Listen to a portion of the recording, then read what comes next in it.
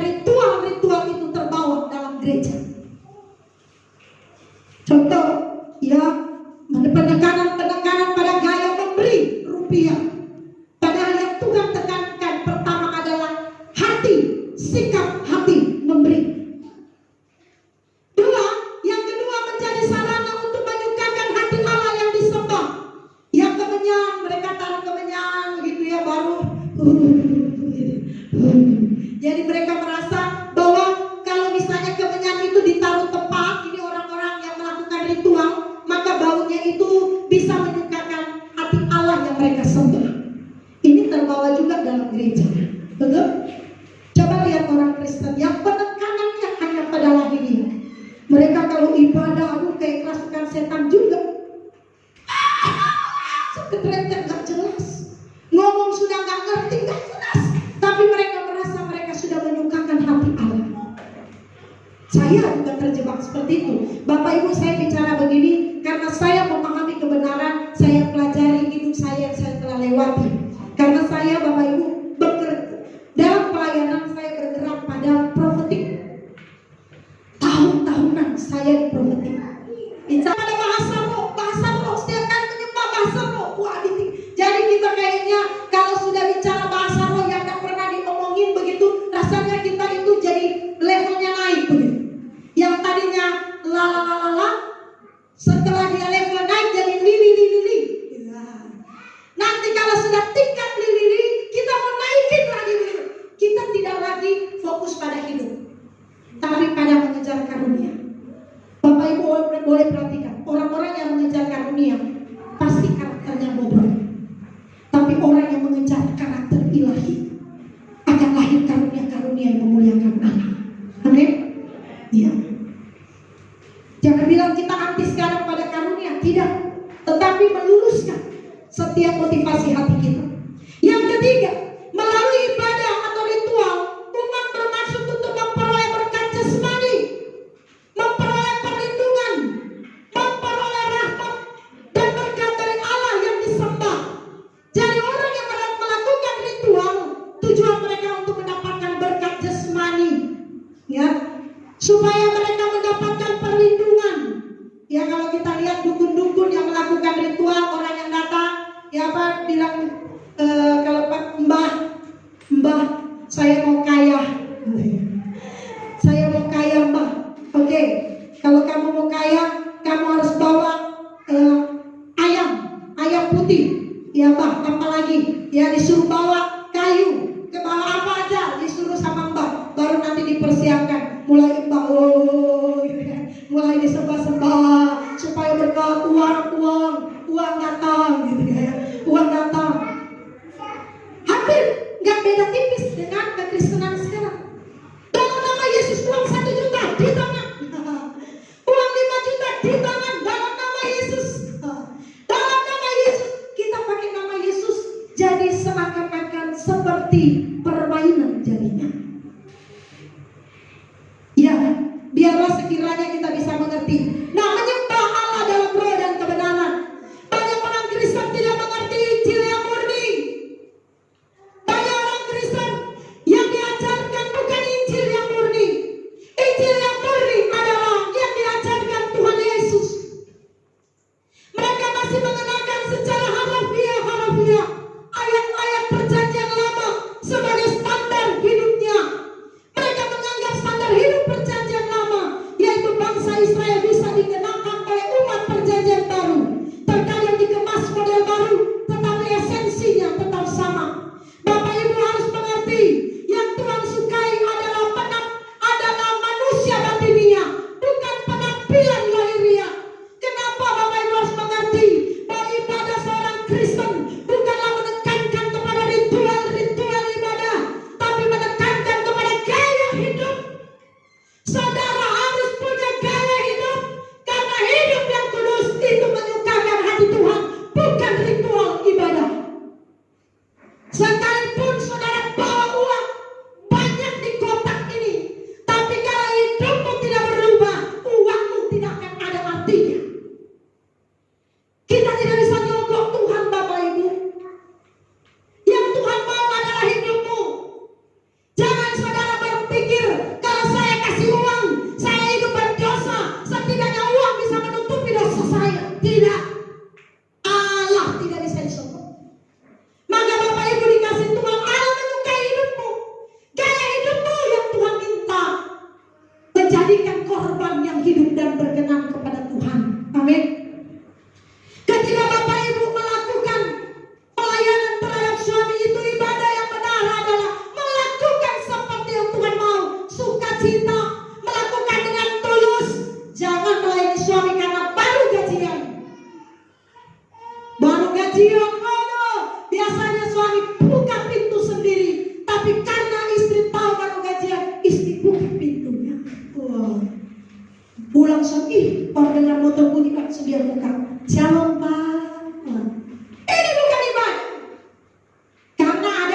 motivasi.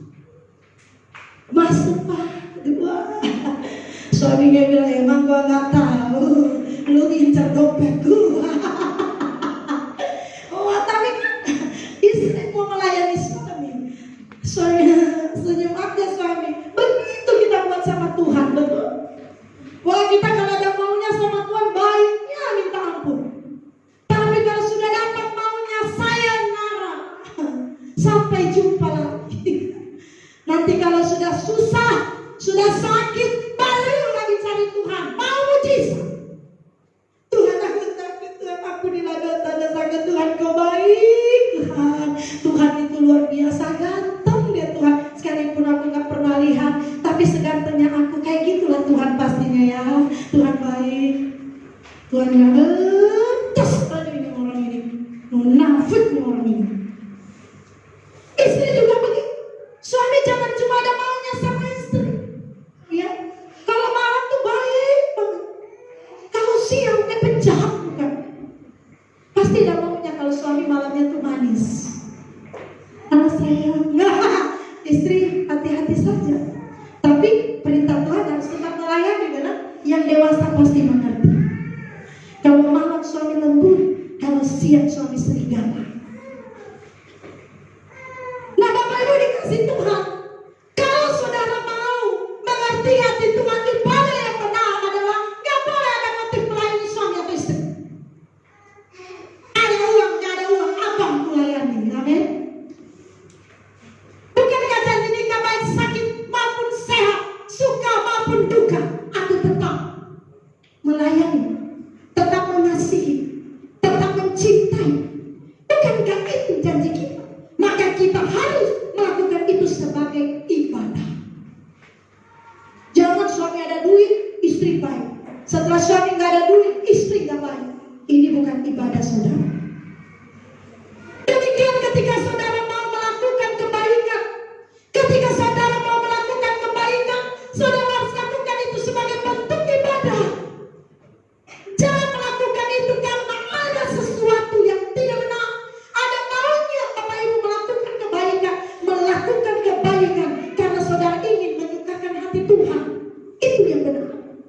Sehingga ketika saudara melakukan kebaikan, maka kebaikan saudara menyelamatkan orang lain dan nama Tuhan dipermuliakan. Amin. Bapak Ibu dikasih Tuhan, harus dimengerti bahwa yang disukai Tuhan bukan penampilan lahiriah, tetapi isi perjalanan hidup setiap hari. Yang Tuhan sukai bukan hanya sekedar saudara rajin ibadah gereja, tapi di mana isi perjalanan hidup saudara, saudara memakai kodrat ilahi, saudara menanggalkan kodrat dosa dan menjadi serupa dengan Yesus. Itu ibadah orang Kristen. Kalau agama-agama lain menekankan pada ritual karena mereka agama mengikuti tradisi-tradisi yang ada, tapi Kristen bukan sebuah agama. Kristen bicara gaya hidup Kristus. Kristen bicara perjalanan mengikut Kristus. Jadi kita harus berbeda beribadah dengan orang lain. Amin. Supaya apa Bapak Ibu? Jangan sampai kita terjebak hanya sekedar datang ke gereja hari Minggu. Di luar gereja pun adalah ibadah saudara. Ketika saudara menghadapi pimpinan yang bengis, pimpinan yang tidak benar, maka gaya hidup orang Kristen, disitulah cara kita menunjukkan ibadah yang benar. Sehingga orang-orang dunia yang tidak mengenal Yesus tahu Anda lagi sebentar beribadah. Ini ibadah, ini pasti orang Kristen. Betul? Oh, kalau gak benar kerja, kita sudah capek dibilang gak benar, betul? Cuma gara-gara dengar kata orang, sehingga akhirnya kita dikatakan pimpinan kita tidak benar. Padahal kita sudah melakukan yang terbaik, tapi gara-gara bos terpengaruh dengan suara orang, akhirnya kita dicaci maki, kita dihina, kita dicela dan berbagai macam yang menyakitkan. Orang Kristen yang beribadah, dia tidak akan melawan kejahatan itu. Bahkan dia akan menahan sakit itu dan dia akan berkata, Tuhan, kuatkan iman saya. Sekiranya lewat persoalan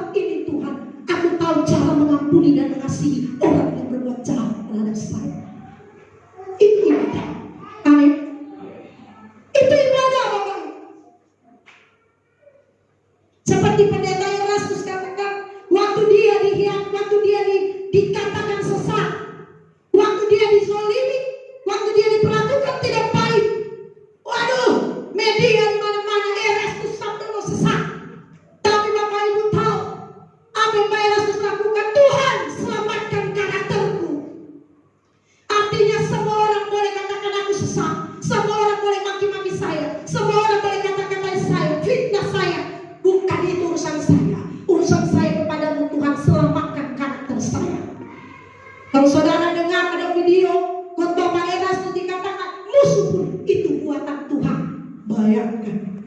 Tuhan mendatangkan musuh-musuh. Ternyata bukan cuma orang baik yang Tuhan pilih untuk kita, ternyata Tuhan pilih pun musuh untuk kita. Wah, Tuhan bisa pilih musuh untuk Pak Frankie.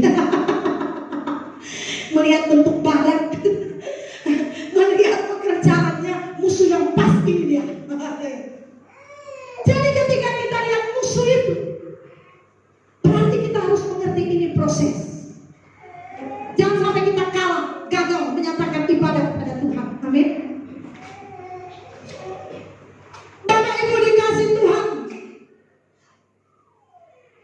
harusnya dimengerti bahwa yang disukai Tuhan bukan penampilan lahiriah, tetapi isi perjalanan hidup setiap hari. Bagaimana hidup saudara setiap hari? Sikap dan penampilan lahiriah berupa nyanyian, berupa tarian, berupa sorak-sorai dan tepuk tangan. Itu hanyalah sikap penampilan lahiriah. Itu bukan utama, Bapak Ibu. Bukan berarti tidak perlu, bukan berarti tidak penting, tapi itu bukan utama. Yang paling utama adalah hidup saudara kepada Tuhan. Amin. Hal ini bukan berarti liturgi atau kebaktian. Tidak perlu, Bapak Ibu, atau harus dibuang. Tidak. Karena memang kita orang Kristen, kita cara ibadahnya seperti ini.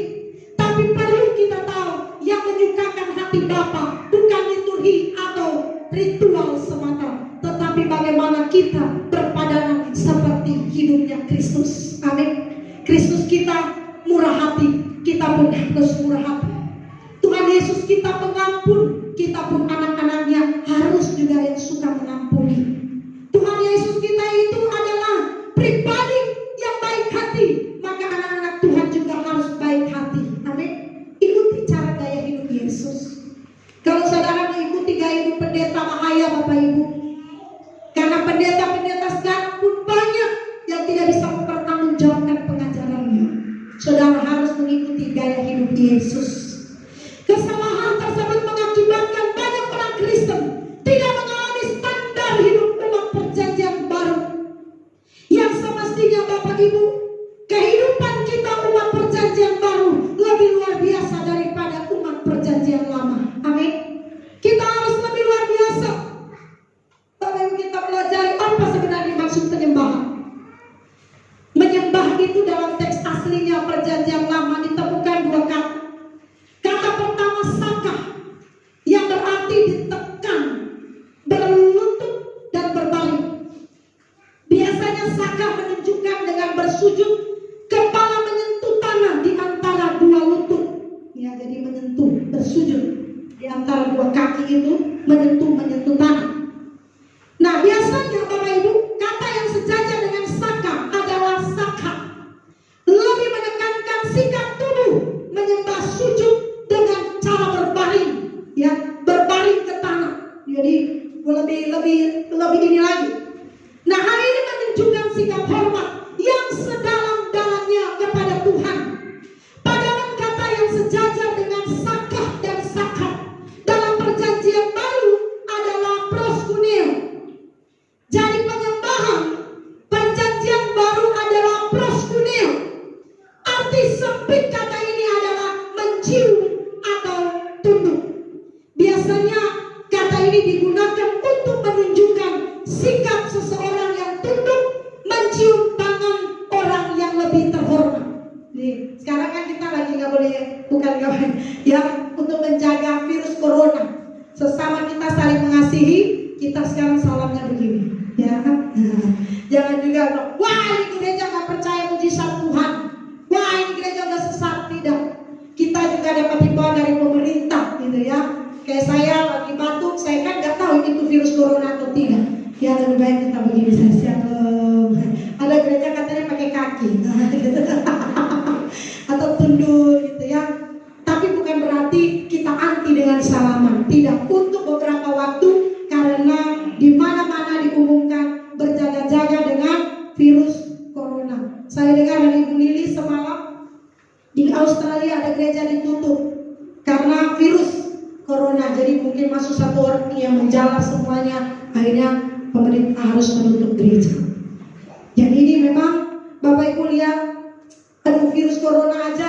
menggoncangkan dunia, betul? Harusnya kita jangan terfokus pada coronanya.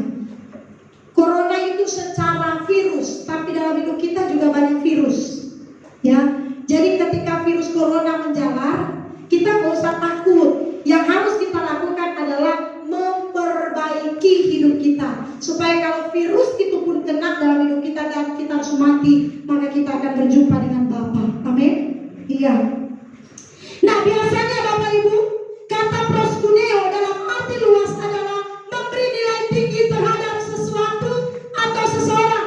Kata yang sejajar dengan proskuneo adalah terskeia, yang berarti dengan kerelaan merendahkan diri. Jadi menyembah berarti sikap hati yang menganggap Tuhan sebagai nilai tertinggi dalam kehidupan ini. Dia layak dihormati setinggi-tingginya dan dipuja-puja. Menyembah Allah dalam roh dan kebenaran itu menunjukkan sikap batin atau sikap hati yang diwujudkan dalam perilaku sepanjang waktu dimanapun saudara berada. Bukan sekedar dalam lituri beberapa saat di dalam gereja. Bapak Ibu, kalau kita merasa ibadah dalam gereja kita sudah menyukakan hati Tuhan, ibadah dalam gereja kita sudah menjadi orang yang benar, Bapak Ibu keliru, karena gereja hanya beribadah paling tinggi 2 jam. Apakah saudara beribadah kepada Tuhan hanya 2 jam? Ibadah yang benar adalah hidup kita setiap waktu dan sepanjang hari, itu adalah ibadah. Jadi kalau Kristen hanya menekankan ibadah itu dalam gereja, maka saya percaya Kristen-Kristen begini akan menjadi orang-orang batu sandukan bagi banyak orang. Bapak Ibu, makanya bukan saya bilang orang Kristen sekarang banyak tidak disukai, bukan karena kebenaran, tapi karena gaya hidup yang tidak benar. Orang itu malas lihat kita. Harusnya kalau orang lihat orang Kristen, orang itu senang, ya kan? Kalau orang lihat orang Kristen, kalau enak sekali ya bergaul dengan orang Kristen. Tapi kalau orang Kristen zaman sekarang, aduh, beberapa perumahan saya dapati Kristen dan Kristen berantem gara-gara mulut dan mulut. Aduh, mengerikan sekali. Bahkan lebih parah dari orang-orang seberang.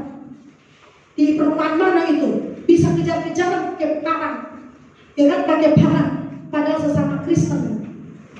Sampai saya ingat jemaat di sini sampai masuk ke dalam rumah tutup pintu karena malu. Mau pergi tolong Kristen, sama-sama Kristen, jadi pada tutup pintu malu. Orang Kristen berantem. Mari kita berubah hidup kita Bapak Ibu. Ibadah itu bukan hanya di dalam gereja.